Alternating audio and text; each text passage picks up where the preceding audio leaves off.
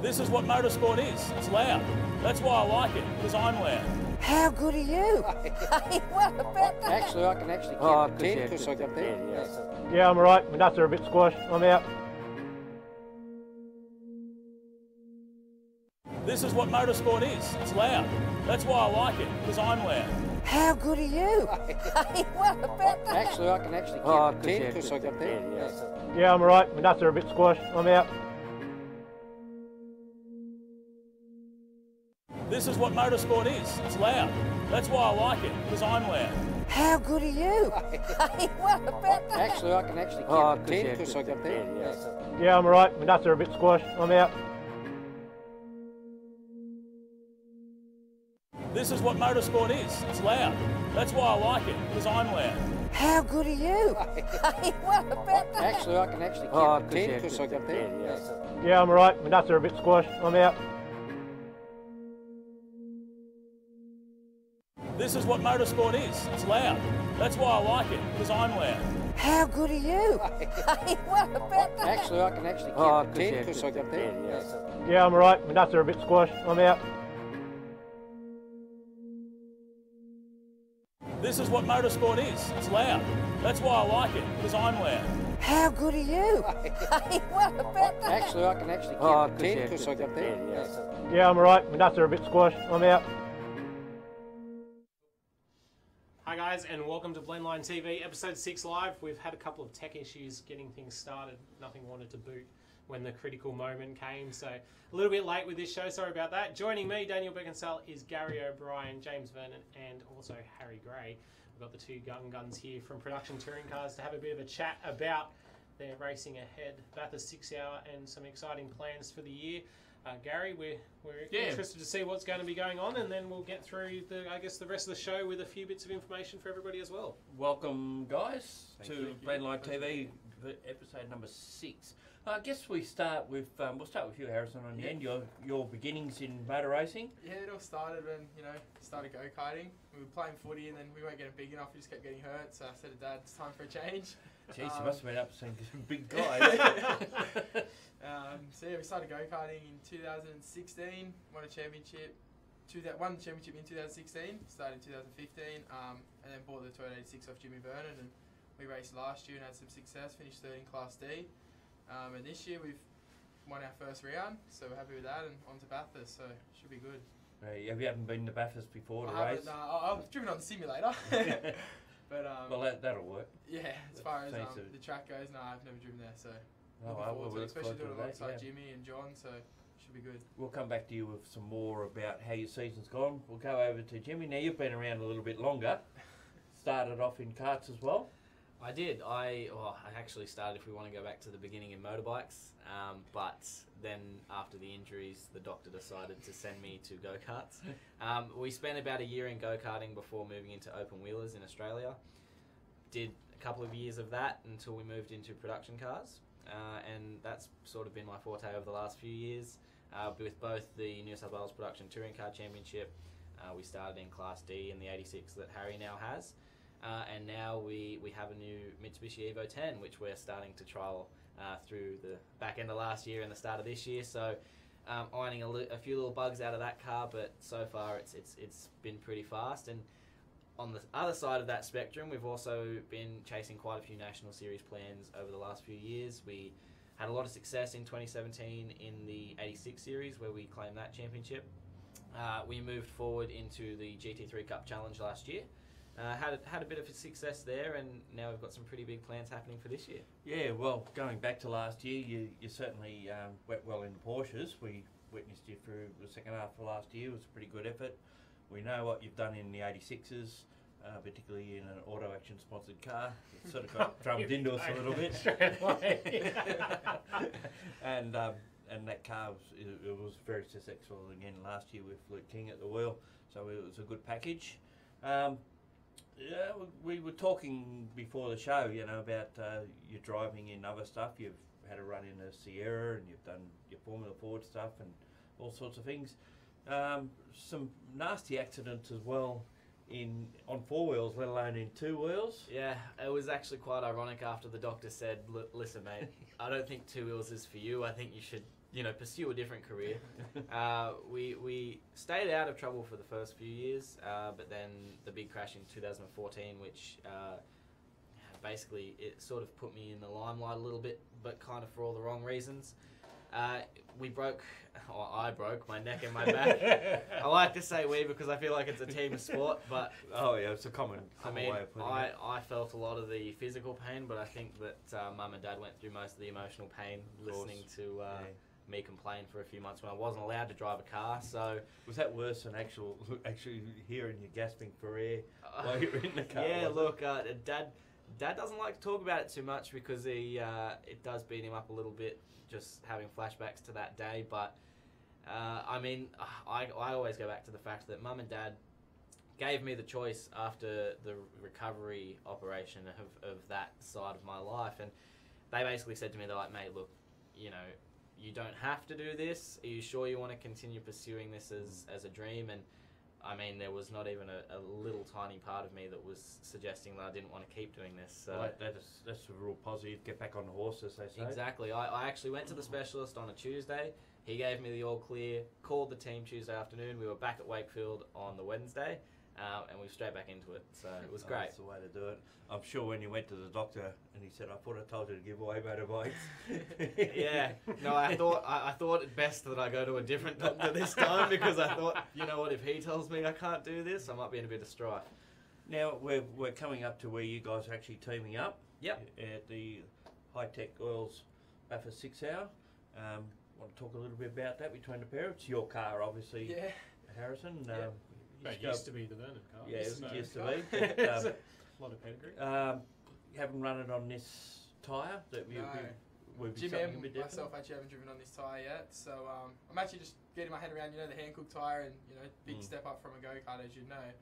And yeah, having all that data from the 86, which Jimmy did, the videos, the data, sort of all goes out the window with the new tyre. Obviously, we'll pick it up pretty quickly, just like anything you do, I guess. Once you do a couple of laps, you start to get your head around it. But yeah, it's going to be interesting, so should be good. Yeah, and of course, we mentioned that earlier too, that everyone's on the same tyre, so all your class competitors, who are your competitors in this meeting, and obviously, as we've seen in the past with the 6 Hour, that cars that are down the class tend to find their way into the top 10 as the race goes on. The war of attrition, obviously less fuel stops and pit stops than some of the faster classes will work in your favour as well. Yeah, it'll just be, staying out of trouble. The consistency will be the main thing between the two drivers. But a lot of the 86s, like there's a couple of the series boys which have teamed up, so obviously they're going to be a big threat. They've been there before. They know the track pretty well. So I think they're going to be, a biggest threat. The other 86 cars being very similar. So yeah. So last year in the 6 Hour, for people who aren't aware, a few of the 86s actually popped up in the top 10 outright based off the pit stop strategy. I guess with the new tyre and the plan for the race, is that the goal? Try to finish inside the top 10 and keep it up there? Yeah, look, obviously our main focus will be trying to get the best class result we can get. Obviously, I campaigned that car with Mark Kane 2 years ago at the 6 Hour. We had a really strong day, and we actually did pop into the top 10 briefly. And I remember someone running up and getting a big photo on the board at Bathurst because it was such a cool feeling for us. Yeah, for sure. Obviously, the race didn't plan out the way we expected. We ended up, dropping back to second at the very end of the race. But I suppose my goal for this year is to try and get a bit of redemption in the sense that I feel like we got really, really close in 2017, I think it was, at getting Class D victory. So I've putting a lot of faith into Harry beside me here, and hopefully we can get a good result. But yeah, look, obviously our main focus will be the class result. But if we can pop out somewhere really cool outright, I think that's always a good story as well. Now you two have been working together a fair bit since Harry picked up the 86s. Yep. Do you feel like that gives you a lot of, I guess, confidence going in, and the ability that you guys can convert on what you're planning to do? Yeah, look, I mean, it's been, I suppose, quite beneficial for me in the fact that when Harry bought the car, he still trusted me enough to let me give him some advice and try and sort of take him through the early stages of car racing, because it is a bit of a step up from go-karts. And it's been really, really fun. Like I've really enjoyed working with not only Harry but his family as well. We've known them for quite a few years actually. If we go way back to the motorbike days, that's when we first met each other. So we've been around each other for quite a while, but it's been really, really cool for me to actually see Harry get into cars and then grow each time he gets in the car, and he always gets better. And it's really reassuring for me because I feel like, you know, it's great when I can give him advice and I can see he's listening. So I'm really looking forward to Bathurst. Obviously, it's going to give me the first taste to actually drive alongside Harry. So I think it's going to be great because we can bounce ideas off each other, and it'll be a big learning weekend for both of us, for sure. Yeah. We should point out too that the Toyota that you're running at Bathurst is not like the Toyotas in the 86 Racing Series. You just briefly explain the difference between the two cars. You raced both in the 1 year in 2017. Yeah, they are similar cars. Obviously, they do have their subtle differences. The tyre I found was probably the biggest difference. Obviously, when I ran the car, it was the Hankook against the Dunlop. I feel like the Hankook had a bit more grip, but also the tune is different within the cars as well. The 86 series has a set tune across the whole board, but you know, with production 3E cars, we have a bit more flexibility with what we can do as far as the tune's concerned. So surprisingly enough, even though all the cars were much the same, I found that between each track I was in a slightly different gear as well. So I think that the cars, the 3E cars I found are a little bit faster, but I think that you will find that was due to the Hankook having a bit more grip. Okay, so all in all, it should be out the same. When you go to Bathurst, and do you go with a set plan? Because there's so many things that can be thrown up in your base that you don't expect, even from practice through qualifying. And as you know, and Harrison will find out, that you're doing your fastest times in the race, not in qualifying, not in practice. The more laps you get there and the more comfortable you are on the circuit, the quicker you get. So how do you plan when there's only the two of you as well? There's a lot of teams will be running 3 drivers. How do you plan around that? Do you monitor what the other teams are doing as well, or? Yeah, I suppose when we did it in our 86 a couple of years ago, I suppose you always have to go there with some form of an idea of what you want to do in the perfect world. And then obviously the safety cars always throw a massive curveball into the equation. On the track or something like that. Yeah. Well, last year we saw that we had the red flag as well, which just completely halted everything for a little while. But you obviously have to go there with some form of game plan, otherwise you're sort of flying a little blind. But you do have to keep sort of an open mind because, as you said, it depends on what your competitors do versus, you know, what you think is the best for you. You know, we made a little mistake when we did our first attempt at it in the 86, and that is what inherently lost us the lead of the race in our class. But you know, that's all part of it. You know, we sat back after the race, we thought about it, we worked out how we can improve on it. So I think that both my crew and Harry's crew working together, it's going to be really great because I've got a lot of people who've got a lot of experience in the endurance side of the racing, but obviously it's going to be great to have Harry's crew there as well because they've got that fresh knowledge of the car after having it all year last year. Yeah, and as I said, the tyre is going to be the issue that you won't have a lot of experience with having run on the Hancocks before.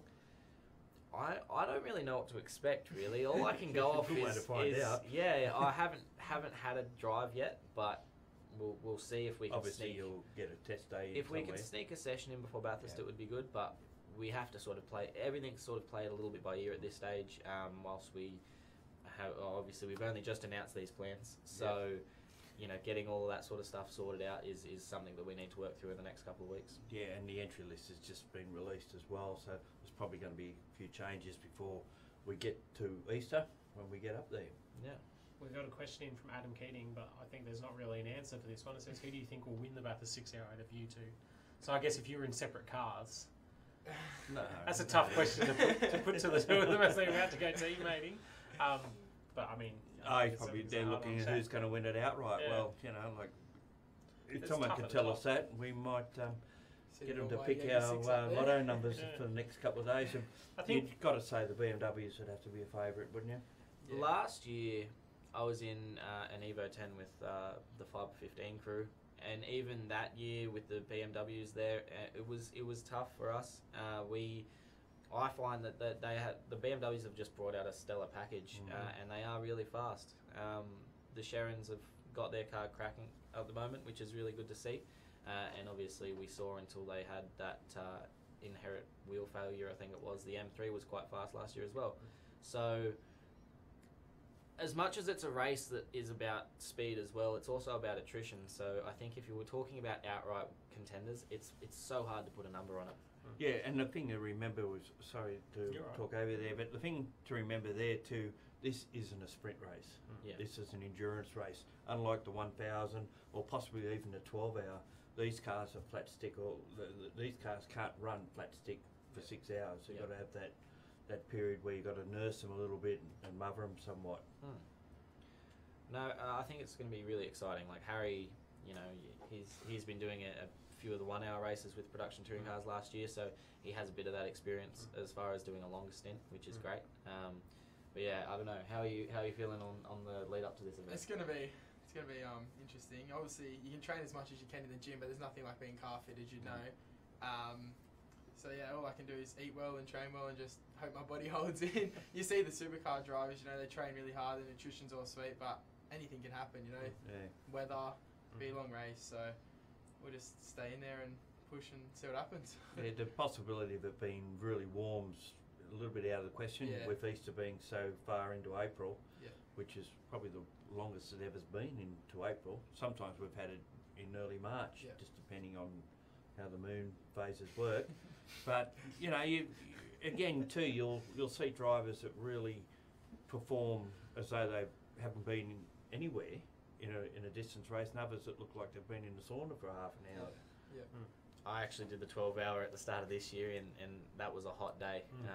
We had a few failures within the car as far as the cooling system for drivers. So, you know, that sort of thing is something you do need to keep in consideration when you are doing an event like this as well, even though, as you said, it is, regardless of the fact that it is a little bit later in the year, you do still notice it as a driver. Like even in the crack bang in the middle of winter down at Winton, you still do feel that you get hot out there on track. So and that's in a production car. Yeah.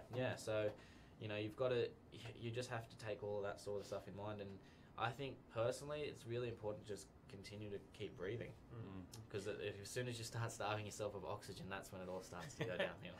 I guess one of the questions I have is more of that thing of 2017. You yourself probably weren't as experienced with endurance racing. When the 6 hour came back as a thing, production cars in Australia, at least at the state level, weren't doing as much endurance racing, and that's grown over the last couple of years. There's been more endurance rounds at more different tracks. You've also done a bit of national endurance racing. Do you feel like that prepares you a lot more now heading into 2019 with a lot more experience on how these races come together? Yeah, definitely. Like as Harry said, you can do as much gym work as you want, but until you actually get there, because as I said, a lot of the mental side of racing comes into play. So you've got to remember the simple things. And it sounds silly, but I always make sure that whoever's on the cans on the other side of the radio, who is talking to me, I always just give them a rundown before the race. I'm like, okay, I need you to just sounds silly, but remind me to breathe every couple of laps. Tell me of laps. Tell you can hold his breath that long. But simple things like tell me to take a few drinks. A couple of laps at Bathurst, and you'll be passed out. It makes you drive faster because you want to get to the next little bit of oxygen. So do you drink like 20 litres of water before you get in? So you just need to get out for the loo break? No, but it's all that sort of no, just go. All that sort of thing. I mean, doing the extra races as you said last year definitely it does prepare you a little bit better, because you just got to, as you said, it's a race of attrition, so you have to be able to make sure that you can last the distance, otherwise you just fall off the perch. Now, Harry, we were talking off air, a lot of us, while we had dinner and things, about Jimmy's background with going through Formula 4, all the experience that he's led. Do you find to have a resource who's someone similar age to you, has same life experiences, to be able to impart that knowledge on you to you in this 86, helpful? Definitely. As far as my driving goes, Jimmy's been a massive mentor. Even in go-karting, he was coming out and giving us a hand. When we actually, from the motorbike days, like I said, that was more my brother. I was never silly enough to get on one of them. But we actually joined paths again when we needed some sign writing done, and then that's when we found each other again. But so yeah, as far as my driving goes, I've learnt definitely a lot from Jimmy and all the experience he's had. So I don't personally think I'd struggle without Jimmy this year and just racing in general. He's definitely put us, the right foot forward with, what car to buy and, So Because he had one for sale. yeah, just trying to get a He sale. just happened to call. Just trying to get a sale. I should move into the car sales. But no, yeah, definitely. So it's going to be good. It's going to be good. The transition too, as Jimmy was mentioning about you get in the Toyota for the first time, you're doing a 10-lap sprint or something like that, and then you jump in and do an hour. How did you manage that first 1 hour race that you did after having such a short, and it's a fairly intense race. You're going hard for say 10 or 12 laps, and then all of a sudden you're thrown in for an hour race. I feel like the sprint races at Wakefield Park, you can get a sprint race between 8 to 10 laps. I sort of feel like they do more effect to my body than an enduro because I sort of pace myself that little bit more. But they definitely still do affect the body a lot. But the hardest part's, at Sandown we did 1 hour enduro, and then we got out, and then we had to get back in. Getting that back in, the initial, you actually feel your body, it's a little bit sore. But just comes down to preparation. We weren't really that prepared for Sandown. It was sort of a last minute decision to go. But Bathurst I've been, training for and preparing my body for a long time. So I feel like it's going to be good. I feel like we should have some good success, hopefully. So when you hit the track for first practice sessions, and will you be the initial one that goes out and just try and find your way around, or will Jimmy go out and see how the car feels, what sort of setup? Spoken about that. I think I'd feel more comfortable if Jimmy went out there first to make sure the car was all good, and then I sort of had a little bit of feedback to go off. But then at the end of the day, it doesn't really matter. So whatever happens. Do you try to do a simulation run as such, where you're in it for a long stint in the lead up before the actual 6 hour? Yeah, I think the track time will probably. Might get a little bit more of that track time, considering how Jimmy's been there a couple of times, so they might try and get me in the car a bit more than Jimmy just to get that a little bit more experience. But at the end of the day, it's a 6 hour race, so anything can happen, Luckily for us, they are fairly generous with the practice time they give us as well. I mean, it's a bit harder to juggle it with 3 drivers. We found that with the Evo last year. But just running 2 drivers, it's pretty good. Like if you want even track time, you could split it 50-50. But as Harry said, I think that we will probably try and focus more this year on making sure he's comfortable and just you can't go into a 6 hour race at Bathurst with enough comfort in the car. So I definitely think we'll be focusing a lot on just making sure that he's feeling okay. Well, that makes a lot of sense, because one red flag instant takes anything from 5 to 10 minutes out of the session, doesn't it? Yeah. I'm just thinking about you've got experience in Class D car and an outright car now. Production touring cars at state level, the battles are intense in Class D. Like the last couple of champions even have come out of there with the win from that battle.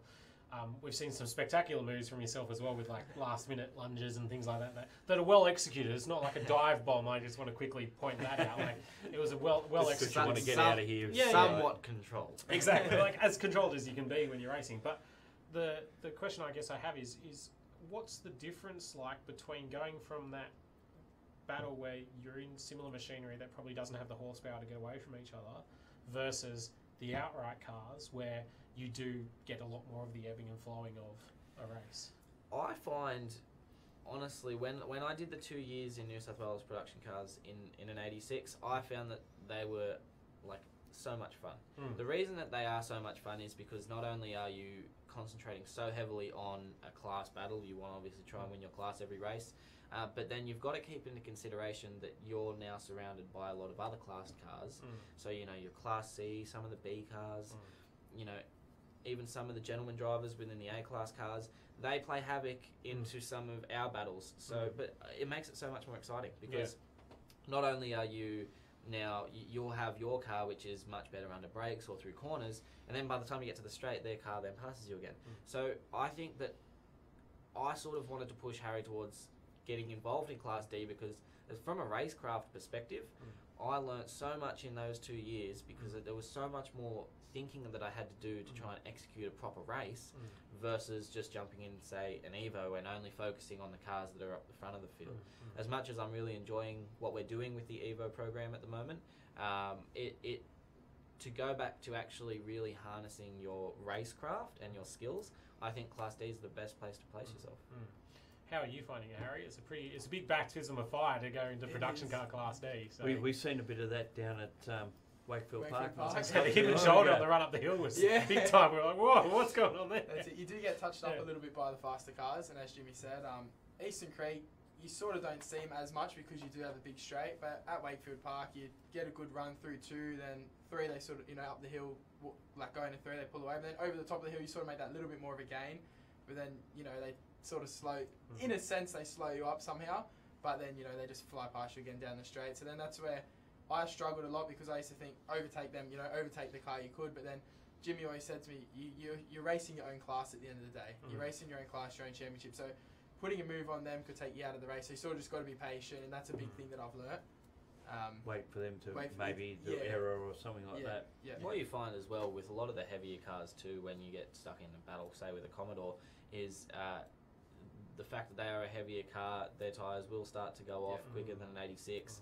So, most of the time, if you just be patient and sit behind them, you'll slowly start to see them degrade off the edge, and then that's when you can start making a pounce. So, but where I say it has to come into sort of like a big mathematical quiz in your brain is, say, you need to make sure that you can execute a pass, say, at the fishhook, and then get a really good run through the kink at the back of Wakefield to make sure you build enough of a gap so that they don't then pass you again at the straight. So that's where, that's where you have to toss it up whether it's worth it. Like you're going to do a big dive bomb, slow yourself up doing that. Are you gonna end up being able to stay in front of them? And that's the big thing that you really needed to try and learn quickly in something like Class D.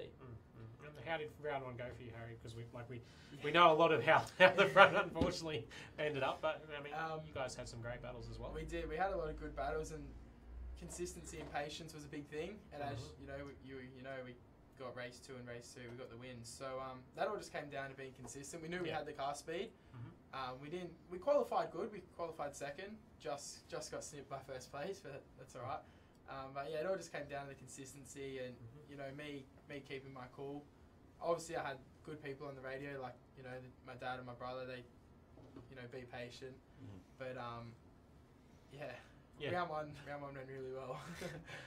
It's hard for someone to tell you to be patient. Be it patient is. when you're when they're not sitting when the in ready car, business they're down sitting there, and you want to go for it. With the fresh air and enjoying themselves, and you're in there, with the hot car. So it was pretty hot outside the car too. Let me it tell you. is. We all came home burnt. I had a pretty good view of the race 2 battle from the inside of the track.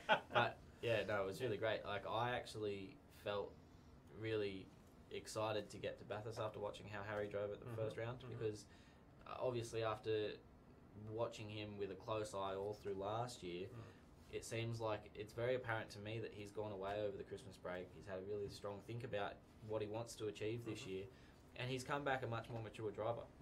And you could just instantly see that, I personally could see that there was just so much more hunger there, and he, not only did he really want victory, but he really wanted to, think about it before just going out there and going, trying to win at all costs. He was just very calculated, and I found that was really, it was really good for me to watch, and it gave me so much confidence leading into what we're about to attack at the 6 hour.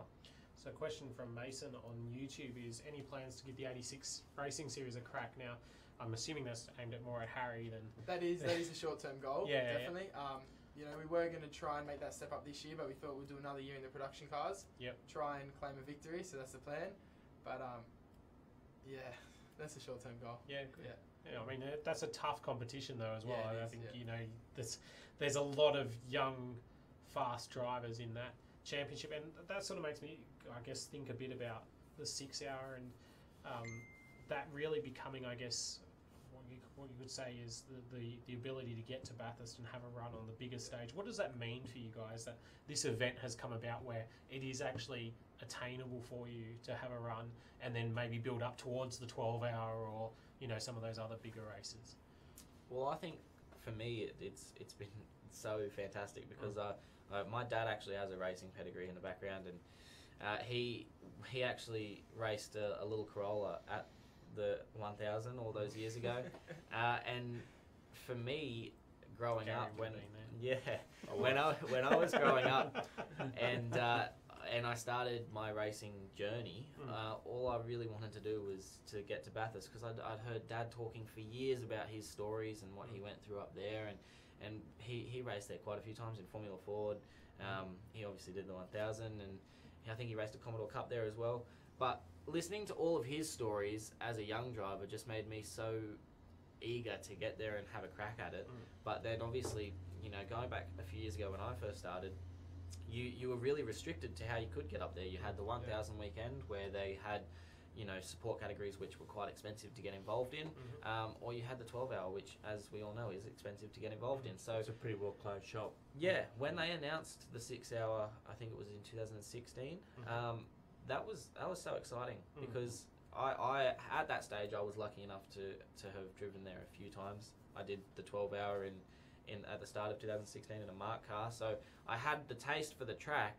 But the fact that they opened up another opportunity to actually go there and race properly, it was awesome as a driver. Yeah, well, we just got the entry list for the support categories for this year's 6-hour.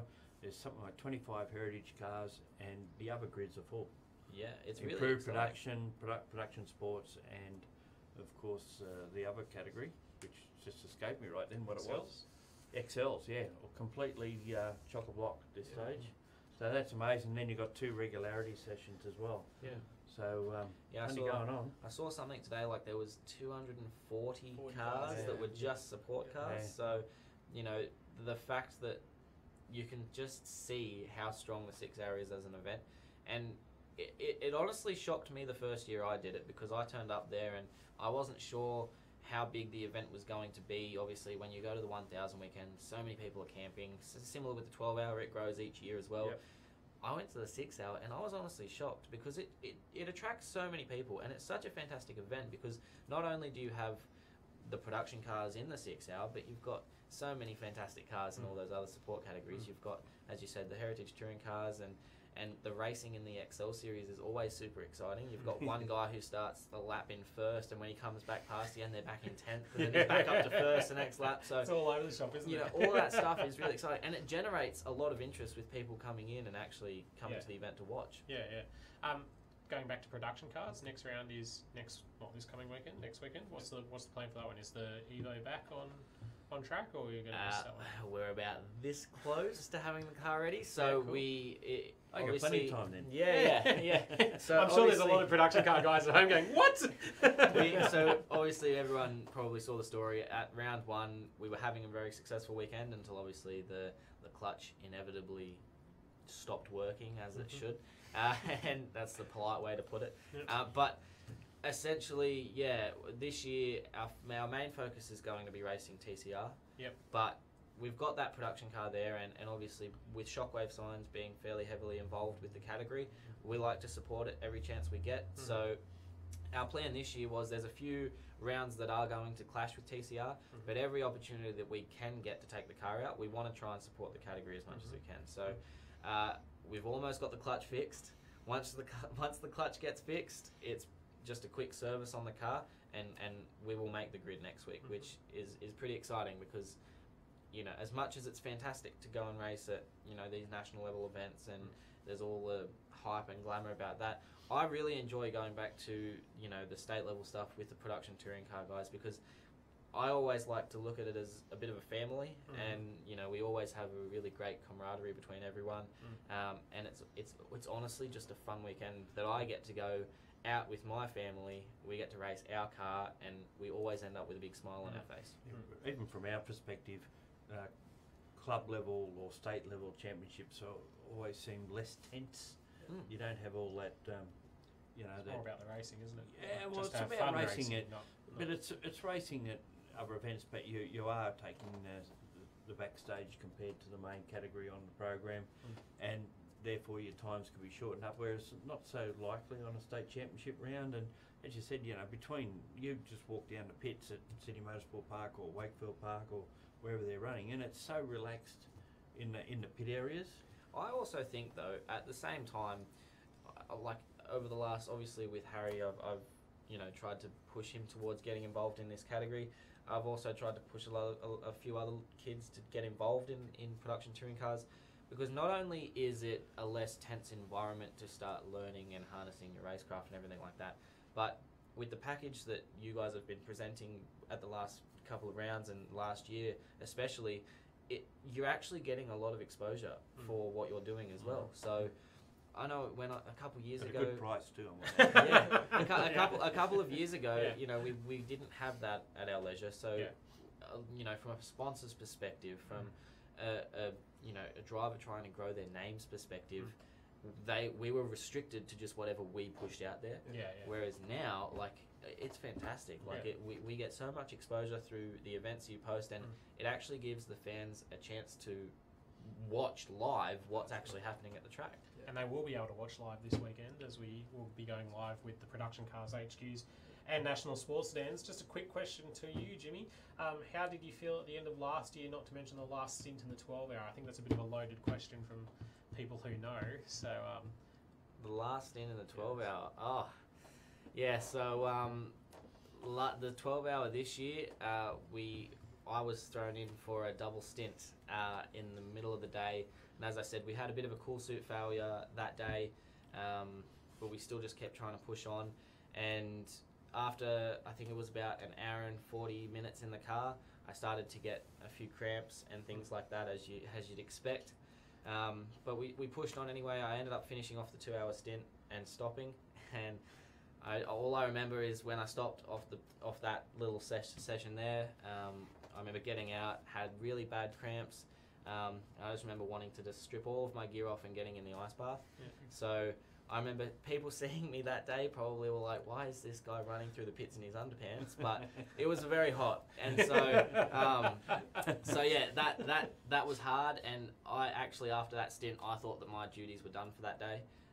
But I was very lucky that I tried to go back through that sort of thing. But we jumped back in for the last half an hour of the race, which was honestly, it was pretty scary, because a lot of those Porsches at the front at the very end of that race were pushing hard. And as a GT4 car, we had to be quite careful to obviously not get in their way and interfere their battles, but also we have to keep in mind that we need to get to the finish line as well. So I was going to say, the car was in the wall at one point at Forest Elbow, wasn't it? It did. Not in the wall hard, as in you touched the wall. Yeah, so we lost traction control at the very start of that race. So one of those systems failed. Traction control really wasn't the end of the world, because we normally run it very low anyway. But then through the first stint of the race, everything was all sweet apart from traction control, and then we got the radio call in that there was an ABS fault on the dash, followed by a couple corners later, the ABS failed. So it honestly, it wasn't a mistake that Brad made. It was honestly just a little car glitch coming down the mountain, which inherently caught him off guard going into that corner. It lost us a little bit of time, but at the end of the day, it's a very long race. And from that point, we sort of changed our perspective of, pushing the car to its nth degree to get class battles. We just wanted to, concentrate on attrition and getting it to the finish line. But yeah, it was, once we lost the traction control and the ABS, it took a little bit of getting used to, because obviously you spend a couple of days practicing with ABS, and you get all your braking markers to the point where the ABS is so good in those cars where you just push the pedal through the floor and it all does it for you.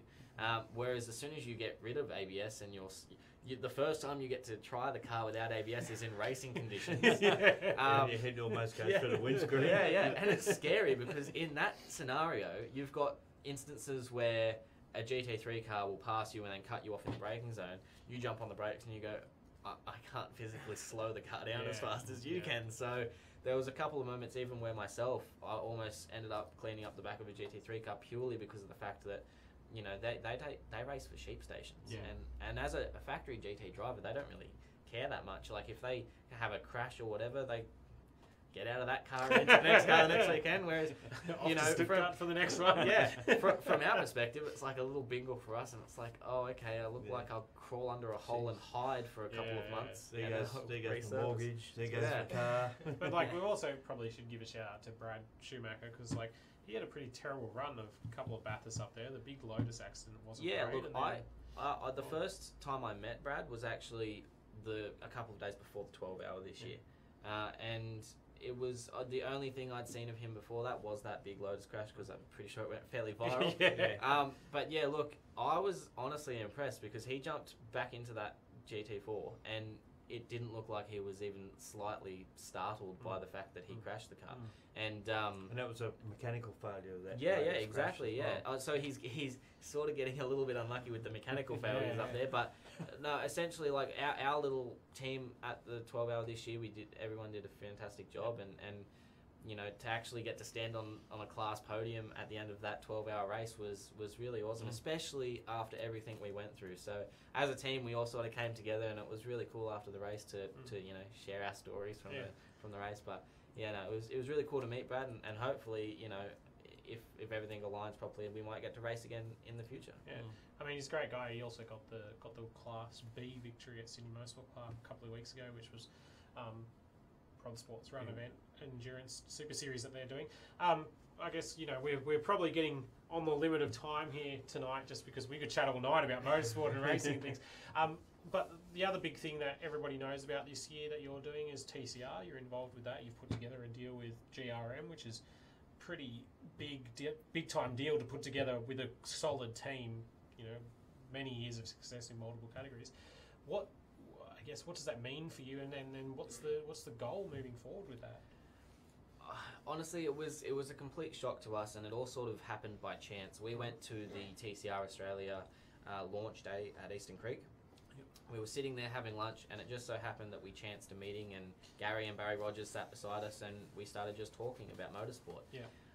Obviously, then after that, a few weeks went by, and we were actually looking at putting together a privateer deal for TCR this year.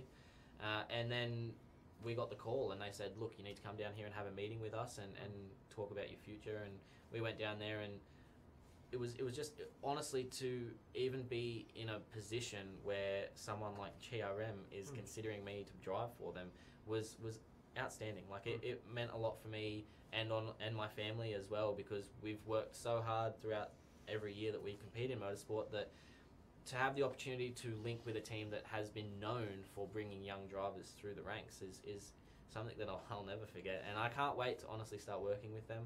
We haven't really knuckled down into any testing yet, because the Alpha is almost in Australia.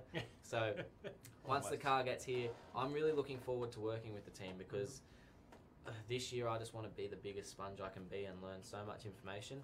Obviously, I learned so much last year with McElrea and with the Porsche venture that we went through.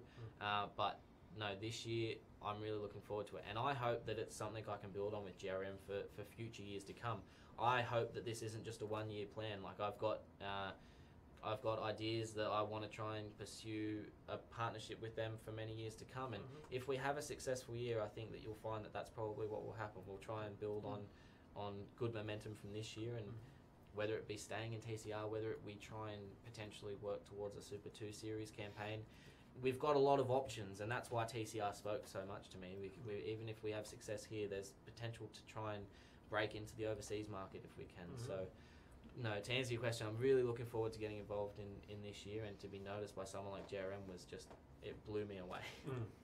I guess for us, it blew us away as well, because the great thing about being involved with state motorsport and those sort of levels is you get to see people progress through careers, and your career is one that we've been able to watch closely at points with production cars and others, and a little bit further away at other times where, you know, the 86 drive or things like that. But to see you constantly developing and being able to get into those drives, it's an incredibly proud thing. Like, you deserve to be super proud of it. And I think it goes to show exactly what's going on with Harrison about the way you can go from production cars and step it up through. So I guess that must feel pretty good for you as well, to be able to watch that you could be there too. To be racing alongside Jimmy and, you know, signed with GRM, it does put a little bit of pressure on us, but in a way it sort of, you know, gives us a little bit more confidence as well coming into Bathurst. A potential number 2 Alpha driver. Wouldn't that be good? Yeah, no, I think that it's great having Harry already at the stage now where he's part of production touring cars, and he's learning so much each time he gets in the car. It definitely puts him in good stead for the future as well. Obviously, his short-term goal, as he said before, is to get into the 86 series. And I think once he steps up to that, he'll have a lot of success there as well. Hopefully, by that stage, he still wants to talk to me, and I can try and give him a few tips when he moves into it. No, if you're a team owner by that stage, I'm sure he'll be talking to you. But then obviously, yeah, it does. I think that it's really exciting for Harry because, like, obviously, with the pathway that I've been lucky enough to take and the people I've met along the way, like even simple things like introductions for Harry to break into the face of race teams and stuff like that, I think that it's going to be really awesome to see him grow as a person as well. Motorsport, in a lot of ways, is about connections, isn't it? Yep. About who might know who, and you don't actively go and seek someone because they know someone else, but you often fall into those things. Yeah, absolutely. I've been very lucky. Obviously, not only have I had some really fantastic partnerships throughout the years of my racing, but just to be introduced to some really high-profile people in motorsport, it really is special. And hopefully, as I said, like as Harry continues to grow as a driver, and there's going to be a lot of big names up at the 6 hour this year, so it'll be really great for me to hopefully be able to introduce him to a few people. And simple things like just getting your name in their head is really beneficial for years to come. Well, I always remember the first 6 hour, I think when one of those, I think it was the Queensland guys in that saloon car, Falcon, were running 7th at one stage, and the amount of traffic they got out of that, just to the fact that, wow, there's a saloon car and it's running 7th and there's a field of 40 odd cars. It just, and this will happen to you guys up there as well with the 86 will certainly be up in the top 10 at some stage, whether it be by default of attrition qualifying top 10. All right, I'll hold you to that. I guess moving things to an end stage more, there's a lot of people behind the scenes that you guys have had involved. I know there's a lot of people you'd like to thank, so I guess who are those people? How can we support them? Yeah, I'll let Harry kick this one off because it's his team for the 6 hours, so I'll let him kick this one off. You do have sponsors which from last year which want to support you this year, then you got new ones that want to support you for this year just for the series. So it is a hard one to thank everyone without forgetting the rest of them. But McLaren Motorsport, ICEC Group, Rapid Pressure Cleaning, Acacia Transport, SRV, Braven. There's so many in the order. Shockwave Signs as well. We can sort of thank the sponsor for wrapping the car. Then you've got Simtech. You got McLaren. The list goes on, and it's really good. As someone who stepped up from a go-kart into a car like who's Harry Gray, to be able to get people to fund you to have a shot of show people what you've got. It makes me feel really good about myself. So it's good.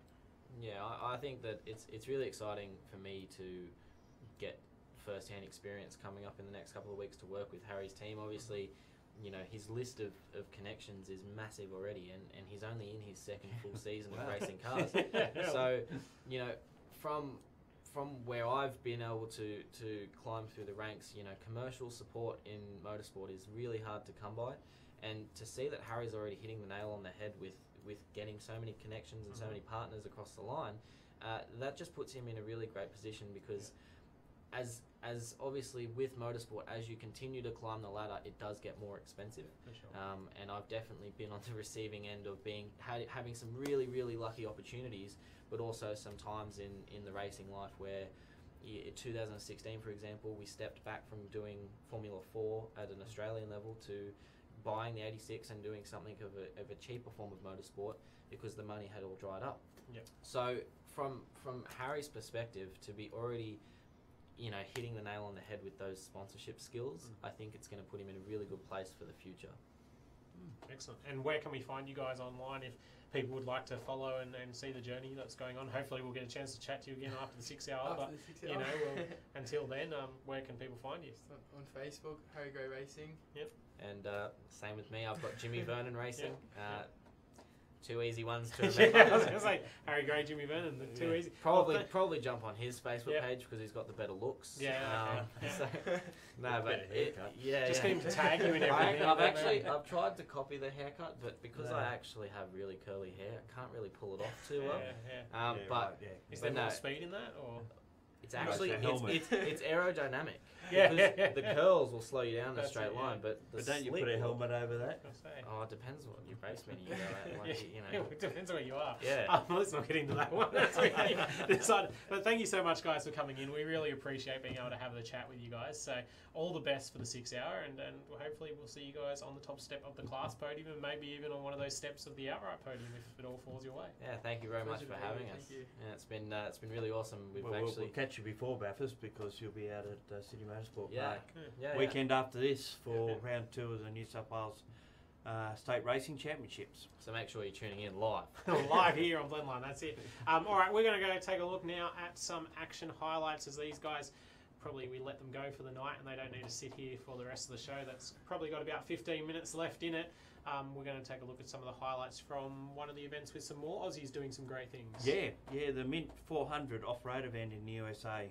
So we have a look at some of those highlights. We'll talk a bit over the top of that as well. Yep. So There you go. here we're starting to let the sound do a little bit for you to start.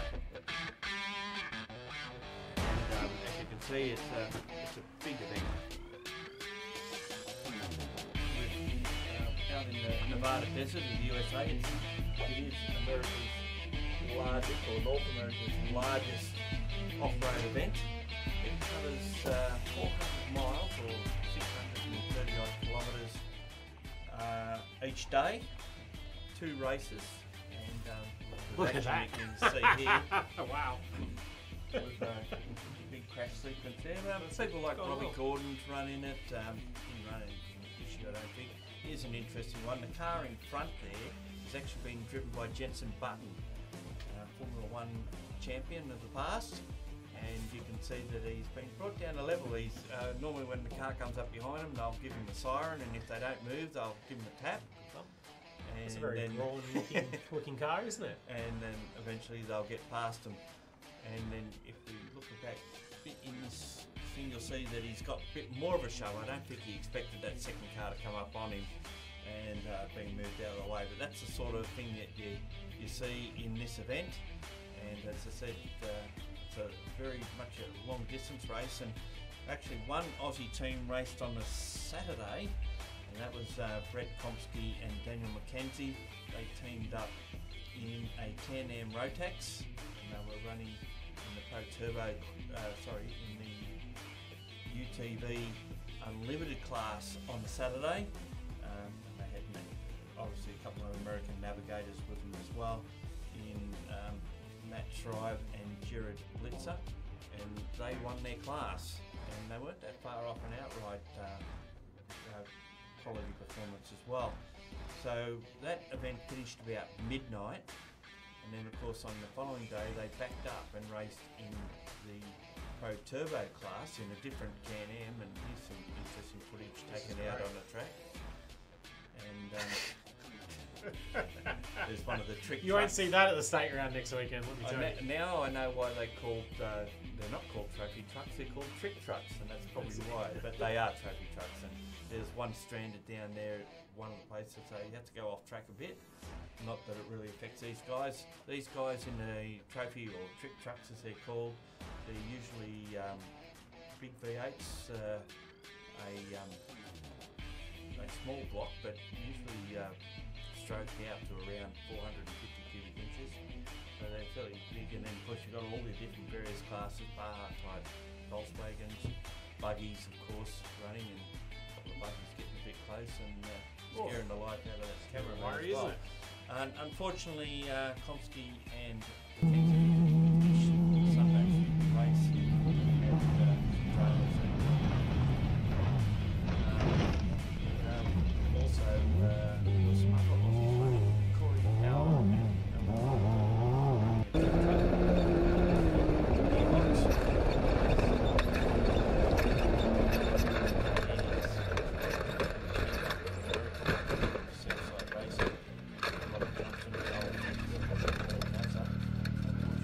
they didn't end up like that, but they did go out with the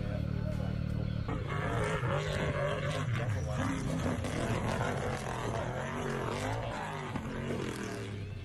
Alicraft GM Eurotech 2.4 litre. They're all the Class 10 cars run exactly the same spec engine, but unfortunately they had a flat tyre, and then they had a further drama with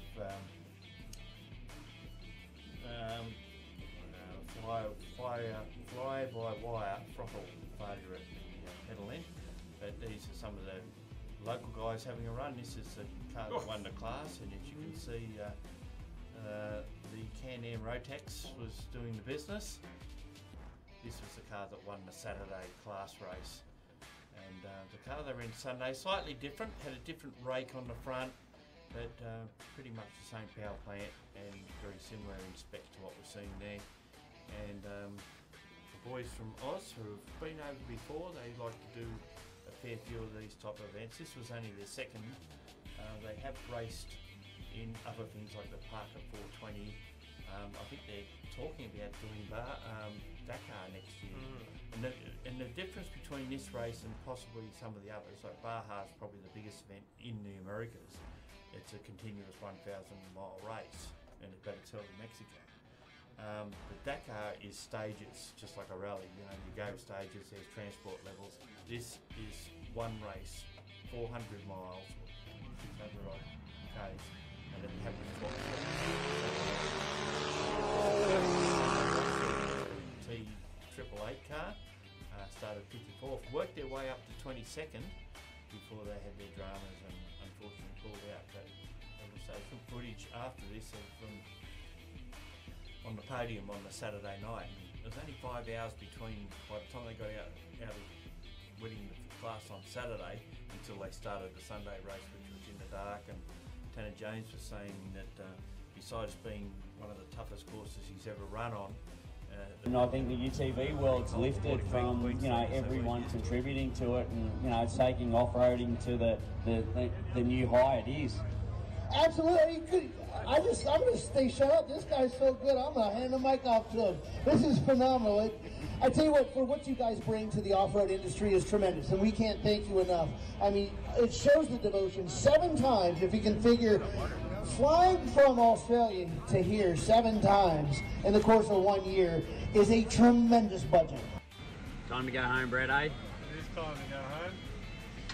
Doing it tough once again.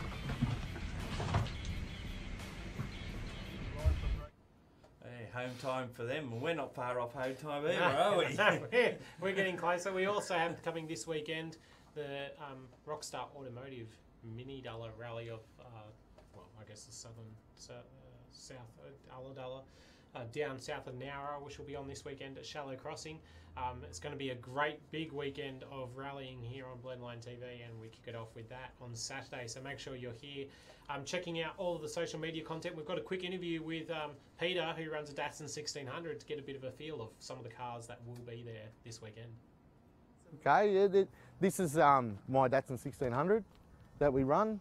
It's a 2.4 L series motor, so not your stock L series motor they came out with.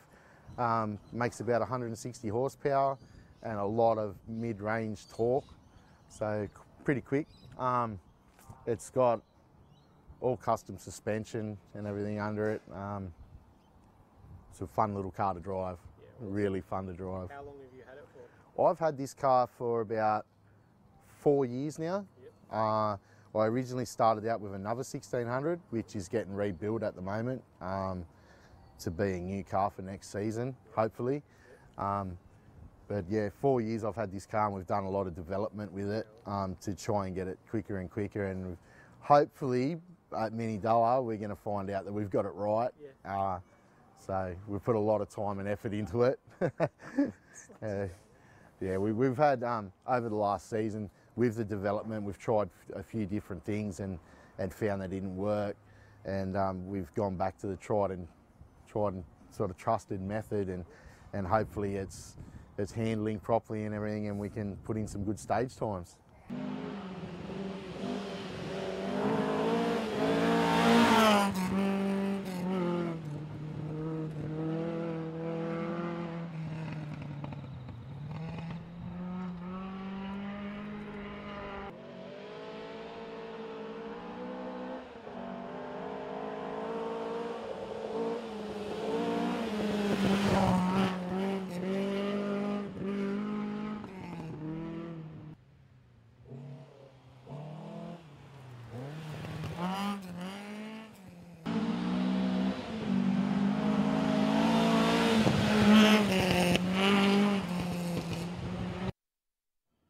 that's not all that's on this weekend. The rescheduled Sydney Jamborees on Saturday, March 30 at Sydney Dragway.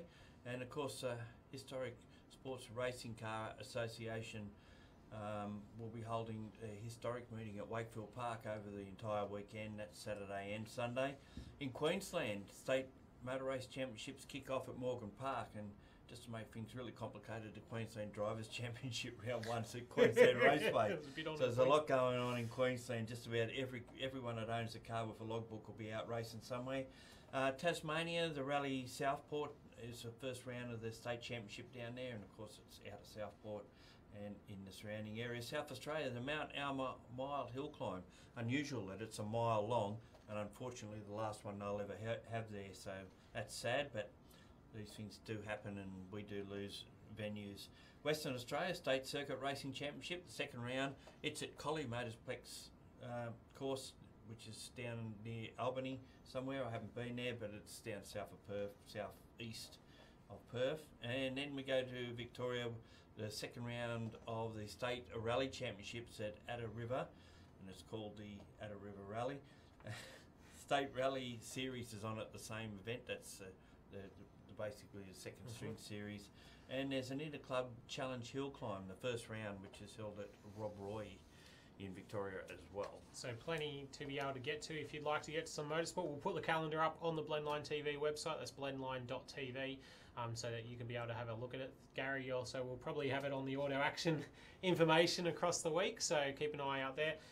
Thanks for joining us for this episode of Blendline TV. We hope you've enjoyed having Harrison Gray and Jimmy Vernon in the studio here to have a chat. If you're involved with one of the categories and would like to come in and have a chat, please feel free to send us an email at info@dgbmedia.com.au or message Gary or myself, and we'll see what we can do to make it happen. Yeah, We're sure. definitely wanting a few people to come in, and if you'd like to be involved with the show in a potential sponsorship way or anything like that, we're keen to get some more events and bring in some more things happening throughout the motorsport community. The more we've got to do, the more we can work That's in, it. so it always helps. That's it, everything helps. So until next time, thanks for joining us. Huge thanks to Jimmy Vernon Racing and Harry Gay as well for coming in and having a chat. Keep abreast of their endeavours at Bathurst as they head towards it on the Easter weekend. And we'll have live motorsport here on Blendline TV next weekend, April 6 and 7, with the AMRS, which includes TA2, Formula 3, RX8 Cup, Queensland Prod Sports, and then New South Wales Motor Racing Championships with sports sedans, production touring, HQ Holdens, and national sports sedans. So plenty of live action coming your way on Blendline TV. Make sure to stay tuned in for that. Till next time, I'm Daniel Beckinsale. Thanks for joining me, Gary. Oh, my pleasure. We'll see you next time. Week. This is what motorsport is. It's loud. That's why I like it, because I'm loud. How good are you? Hey, what about that? Actually, I can count 10 because I got 10. Yeah, I'm alright. My nuts are a bit squashed. I'm out.